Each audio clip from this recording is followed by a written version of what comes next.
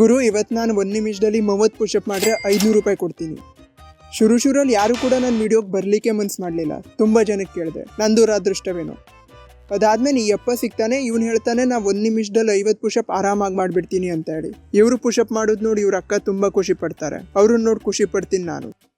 ಖಾಲಿ 45 ಸೆಕೆಂಡಲ್ಲಿ ಅಣ್ಣ 30 ಪುಷಪ್ ಮಾಡ್ತಾನೆ. ಹಾಗೆ ನನ್ನಿಂದ 500 ರೂಪಾಯಿ ಕೂಡ ಇಸ್ಕೊಬಿಡ್ತಾನೆ. ಅದಾದ್ಮೇಲೆ ದೂರದಿಂದ 2 ಜನ ಸಿಗ್ತಾರೆ. ಅವ್ರು ಹೇಳ್ತಾರೆ, ನಾವು ಕೂಡ ಟ್ರೈ ಮಾಡ್ತೀವಿ ಅಂತ ಹೇಳಿ. ಇವ್ರು ಪುಷಪ್ ಮಾಡೋಕೆ ಶುರು ಮಾಡೋದೇ ತಡ. ತುಂಬಾ ಜನಸಾಗರವೇ ತುಂಬಿದ್ಬಿಡ್ತದೆ.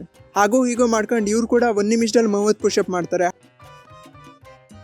ಹಾಗೆ ನನ್ನ ಗಾಂಧೀಜಿಯನ್ನ ಕೂಡ ಇಸ್ಕೊಬಿಡ್ತಾರೆ. ಇವ್ರು ದುಡ್ಡು ಗೆದ್ದಿದ್ದೆ ತಡ. ಮತ್ತಿಬ್ರು ಜನ ಬಂದ್ಬಿಡ್ತಾರೆ ಪುಷಪ್ ಮಾಡ್ಲಿಕ್ಕೆ. ಇವ್ರು ಕೂಡ ಆರಾಮಾಗಿ ಪುಷಪ್ ಮಾಡ್ತಾರೆ. ಗುರು, ಈ ಅಣ್ಣ ಅಂತೂ ಫ್ಲೆಕ್ಸೇ ಮಾಡ್ಲಿಕ್ಕೆ ಶುರು ಮಾಡ್ಕೊಬಿಟ್ಟ. ಅವಾಗ ನಂಗೆ ಅರ್ಥ ಆಯ್ತು, ಈ ಚಾಲೆಂಜ್ ತುಂಬಾ ಈಸಿ ಉಂಟು ಅಂತ ಹೇಳ್ಕೊಂಡು. ಅಷ್ಟೊತ್ತಿಗೆ ಆಂಟಿ ಬಂದು ಇದು ಹೇಳ್ಬಿಡ್ತಾರೆ. But what you are getting out of it?